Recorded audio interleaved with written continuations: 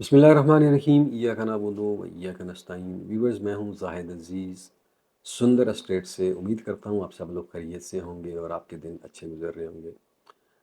दोस्तों, real estate sector के अंदर एक ऐसा नाम जिसने आते ही मार्केट में धूम मचा दी, जिसका नाम है जी फैसल टाउन फ़ेज़ 2।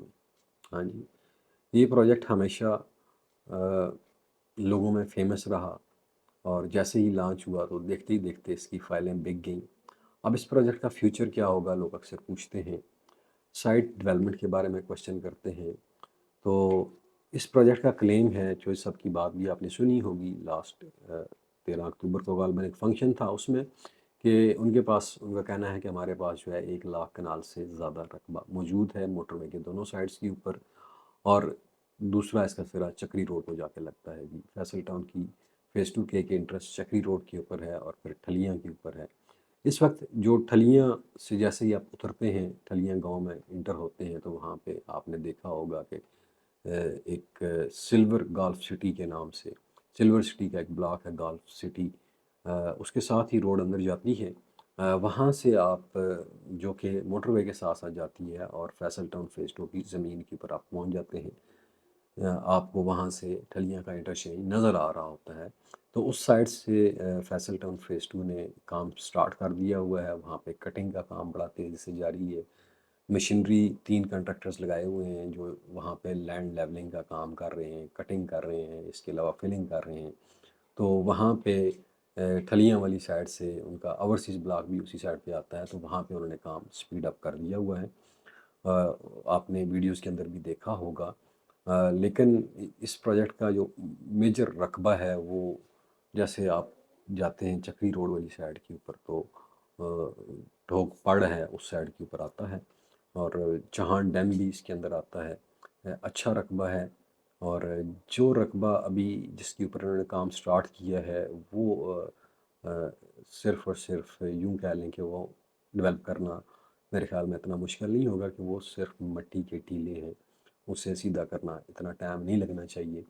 और फिर ये भी मैं आपको बता दूँ, चोई साहब बड़े संजीदा आदमी हैं और उन्होंने हार्ड माइंड जो है वो टाउन प्लानर जो है वो हायर किए हुए हैं, जो कि इंटरनेशनल हांगकांग की गालबन ये फर्म है जो टाउन प्लानिंग का काम कर रही है और नेचुरल लैंडस्केप को प्रिजर्व करेंगे। हमें ये पता चला है नेचुरल लैंडस्केप को प्रिजर्व करना ही बेहतर होगा, उसमें खर्चा भी कम आएगा इनके लिए।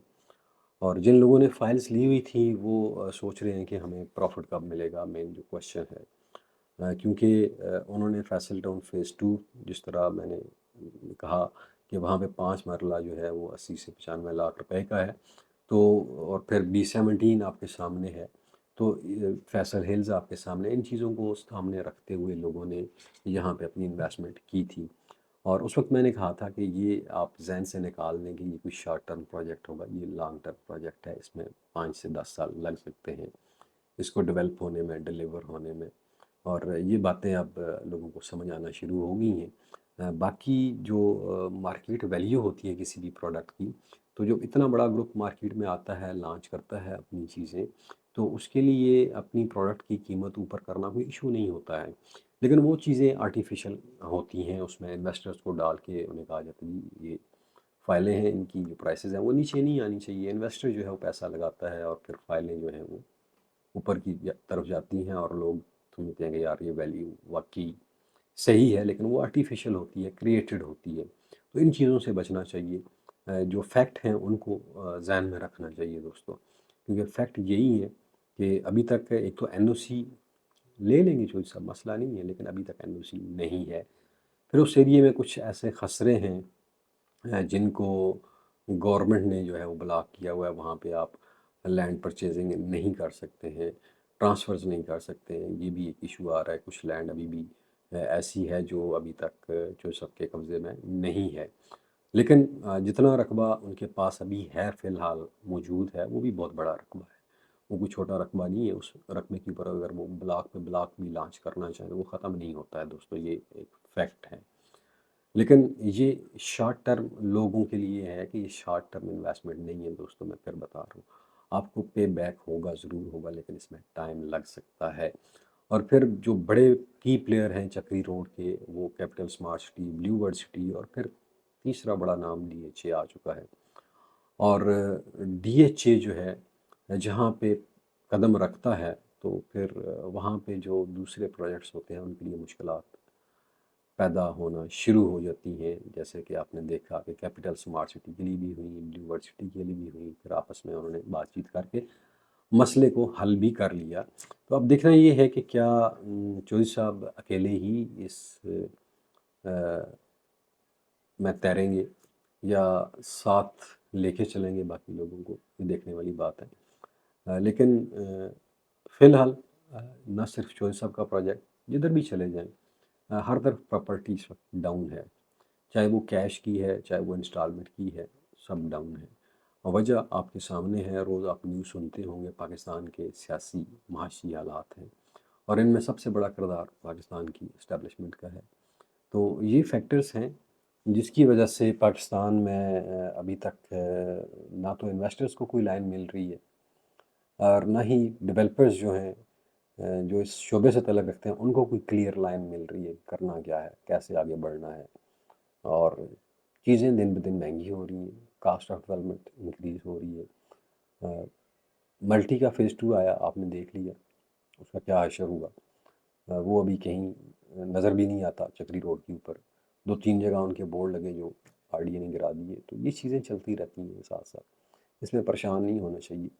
اور ہمیشہ فائدہ وہ اٹھاتے ہیں لوگ دوستو جو صبر سے کام لیتے ہیں۔ اور میں نے کہا نا کہ ایسے پروجیکٹس میں وہی لوگ پیسہ لگاتے ہیں جن کے پاس سرپلس پڑا ہوتا ہے، انہیں پتہ ہے کہ یہ ہم نے لگا دیا، 10 سال بھی ہمیں نہ ملا تو ہمارا نظام چلتا رہے گا، ڈسٹرب نہیں ہوگا، ہمارا گھر چلتا رہے گا، ہمارے باقی بزنسز ہارٹ نہیں ہوں گے۔ تو یہ جو لوگ ہوتے ہیں نا دوستو، ایٹ دا اینڈ یہی گین کرتے ہیں۔ جو ہمارے تمہارے جیسے لوگ ہوتے ہیں جن کا کچن بڑا مشکل سے چلتا ہے، اگر وہ کسی ایسے پروجیکٹ میں 5-10 فائلیں لے بھی لیں تو ان کے لیے درد سر بن جاتا ہے۔ تو ہمیشہ میں یہ کہتا ہوں کہ ہمیشہ چادر دیکھ کے پاؤں پھیلانے چاہیے۔ اور پھر ہمارے ریلٹرز بھی کچھ بھائی ایسے ہیں، ہماری فیلڈ سے تعلق ہے ان کا، میں انہیں کیا کہوں، اللہ اکبر، کچھ کہہ نہیں سکتا۔ بہرحال آپ خود سوچا کریں کہ آپ کیا کرنے جا رہے ہیں، کسی کا ماتھا دیکھ کے اپنے منہ پہ چپیڑ نہیں مارنی چاہیے، کسی کا منہ لال ہو نا تو اپنا لال نہیں کرنا چاہیے، سمپل سی بات ہے۔ بہرحال صبر، پیشنس ریل اسٹیٹ کے اندر، جس نے یہ سیکھ لیا نا وہ کامیاب ہو گیا، اور جو لوگوں کی باتوں میں آ گیا وہ گیا، وہ نہ ادھر کا نہ ادھر کا۔